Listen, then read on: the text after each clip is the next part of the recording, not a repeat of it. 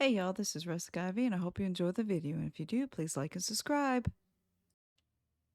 Hey y'all, so I decided to open up Icarus again. I wanted to give it a go. It's been a while since I played it, and they've done a couple of great new updates. So I decided to open up a new world with a new character. I am bringing in some stuff that I've had on my old characters that I've earned, but we're going to play on the Styx maps. Open world, and we're going to go ahead and drop in on the Great River location. It's on normal mode. I'm doing hard insane. I've already done all that.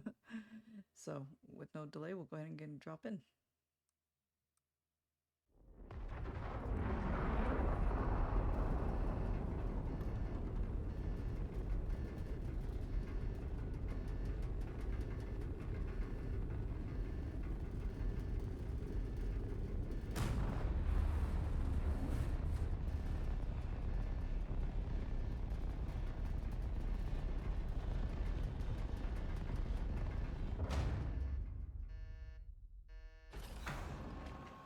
We'll put us up nice on the river location, so that's good.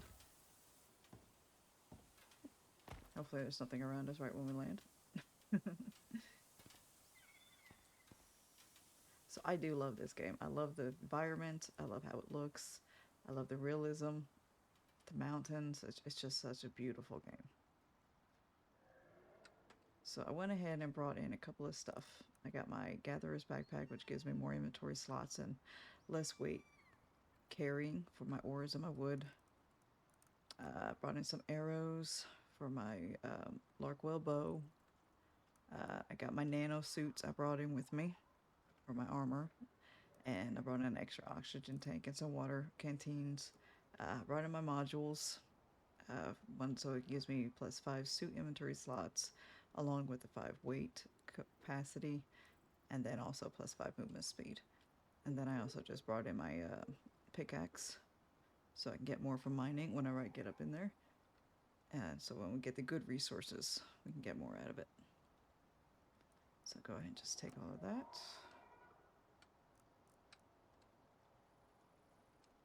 Let's see where we're at on the map. Now the map will open up later on whenever we do explore more. So right now it's just showing this general area, which I know this area pretty well. I know there's a nice batch of mines around here, caves, that we can go and use. And then with the stream system, we'll be able to use electricity later on when we get water wheels going. So I do want to go ahead and unlock my arrow bundles just in case. Get attacked.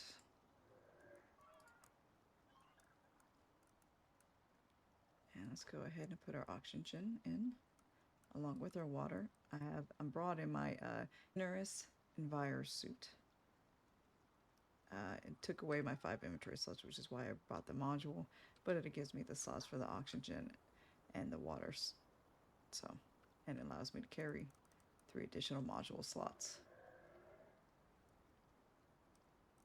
And let's see here, just go and put the backpack on us.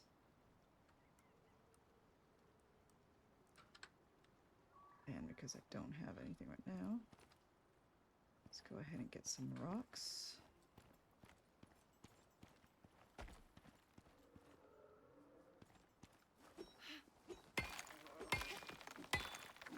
So we can make a couple of items.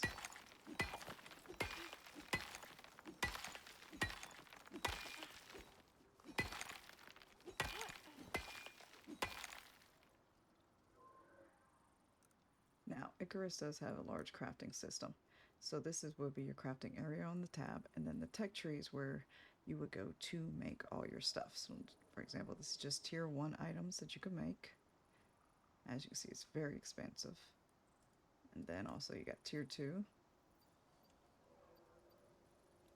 It's just so much stuff. Tier 3.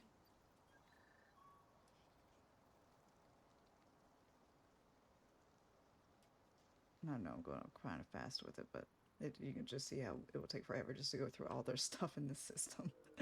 And then tier 4. This is more when you get to the titanium stuff and the high-end stuff.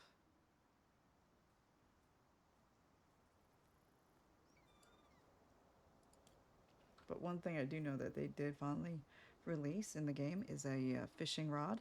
So now you can do fishing in the game, which I haven't tried yet, so that should be interesting. And the game went ahead and already unlocked for us the stone axe and the stone pickaxe, along with the stone piles and wood piles whenever we get the stuff.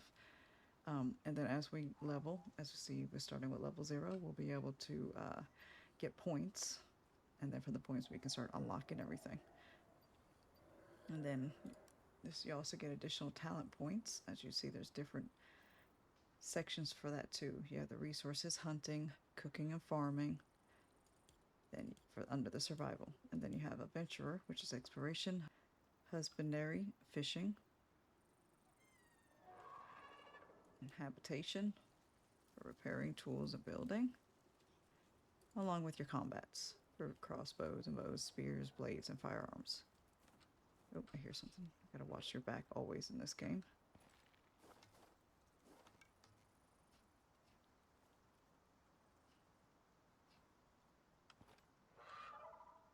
And then you also get solo points here that you can also invest in. Now, I do know with the talent points that you only get a certain amount, so you will not be able to ever fill up every single slot on all these. So you have to be very careful what you choose and what you put your points into. So first things first, I want to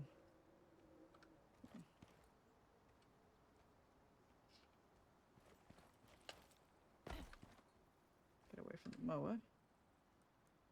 Let's go to our crafting. I need sticks and fibers, so let's go down here. Away from the moa from right now, because also if you kill anything in this game and you have not cut it up, it will attract all the other predators and they will come and eat it and then attack you for being in the area. So I'll get some berries, some watermelons for some food. Some little rocks too, I'll at it. Oh, so watch, I got a wolf coming at me. That's not good. Okay, let me get away from the wolf.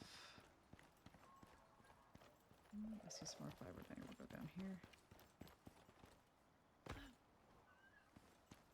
There's some sticks.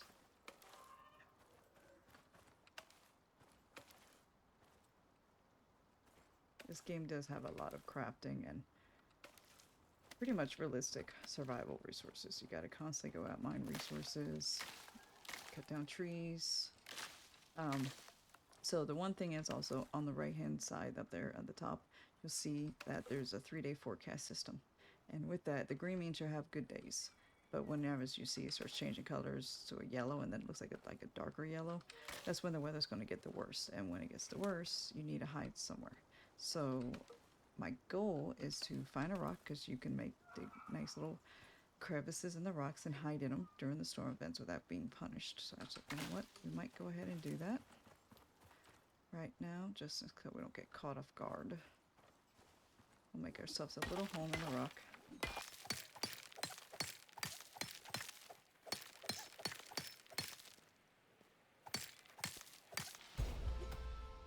And that gave us our first level, so that's good. Probably be a little more to go back further. Uh oh, I made a little hole. That's probably not good. I have to find a new rock.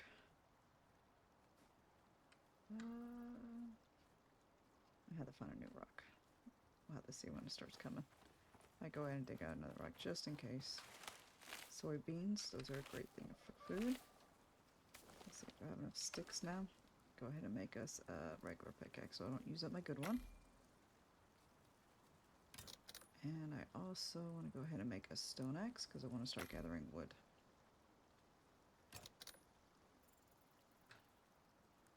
And I'll put my good one away for right now. So on the bottom left-hand corner, you'll see down here, you have your oxygen meters, you have your food counter and your water counter, which you have to keep an eye on. So, which y'all so can see here in the inventory area. Now the oxygen, because I had the tank, it's going to last me for quite a bit. But if I did not have the tank, these blue rocks here are oxide, and you would just take them and collect them, and then you stack them up in your inventory.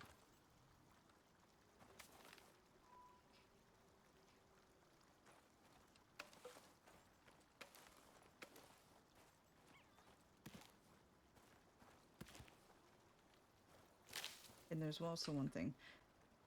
On the food here in your inventory, you can see that the bar, you have the green here, and you can see with the right above. It means it's starting to go down and expire. So when it gets down the bottom, it will spoil, and it will just start throwing out the spoiled food for you if your stuff's full. Now on the tech tree, we went ahead and unlocked that. We got 4 points for leveling up.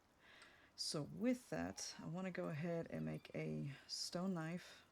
So if we do kill something, we can go ahead and cut it up. I do also want to get a campfire going, and then also a bedroll, and go ahead and put it into a drying rack. That way the meat will last a little bit longer. And then on the talent tree, let's go back to the survival. I want to get more yield out of my lumber. So we're going to go ahead. I'm thinking right about here isn't too bad to make a base, as long as we don't get gators and stuff. So let's go ahead and get a couple of trees knocked down. Now technically I can't make a wooden actual house, I believe, until level 5? Yeah, so you gotta be level 5. But I'd rather just go ahead and build up and make a wood house than the thatch house, because the thatch house with these storms in this game never stand up, and you're constantly trying to repair it during a storm. And also on the bottom there, you can see that little lightning bar. That's your stamina and how much you're using on it, trying to cut up the sources. So you want to be very careful with that. And don't burn out of too much stamina.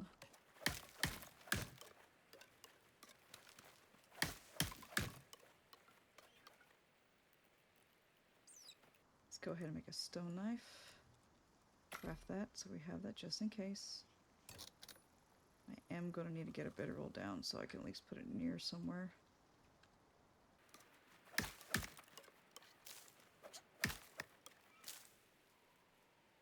But I used to play this game a while ago with a large group of friends, and we played long hours on it. But I love the game. It is such a wonderful game. It's beautiful. I love the concept of it.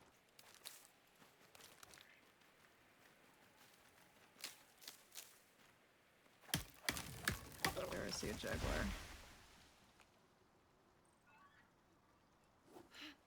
So try to avoid them. Just for right now, to maybe get another level in.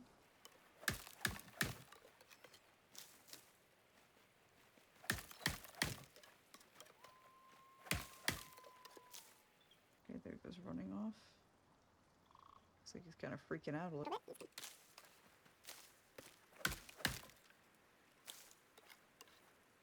That's one thing with this game, you gotta constantly watch your back. This stuff will sneak up on you in no time.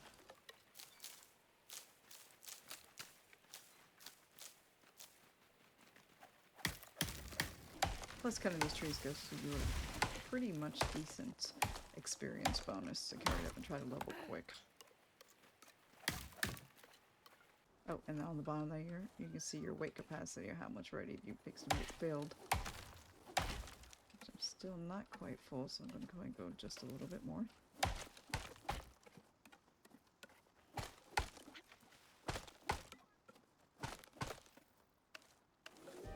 Oh, and then we've got a weather event coming. So I did dig that one cave there. Just wonder if I should try another rock though, just to make sure. Let me do another rock just in case the other one I went too far.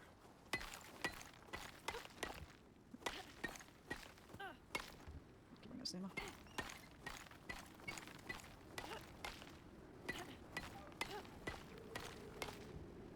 Let's crouch and we'll go inside, and we should be far enough in.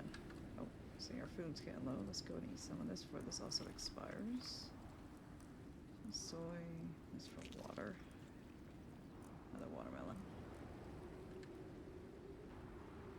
Another cool feature I like about it is whenever you make a hole in a rock, and you look, and you can look around on the outside if you're far enough in, and that way you can get a glimpse of what's going on around you in case you got animals sneaking up on you or anything.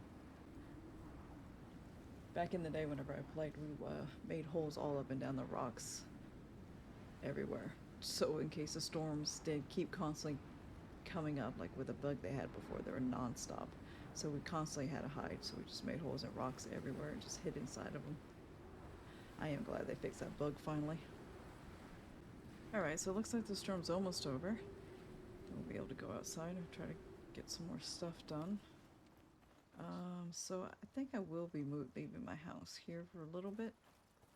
At least in this area, because it seems to be pretty good. So let's go ahead and make some wood bundles, get the weight off of me. Here. Two. And it likes to go flying sometimes. Sometimes it eats it into the earth. Oh, see, like that. It eats it into the earth, and then you lose it. Oh, I got a Komodo dragon coming at me as I drop the tree on top of him. So let's go ahead and I want to go and do the torch because it gets dark fast here. Oh, let's get my bow. Where is he? Ah, see, he's trying to come around.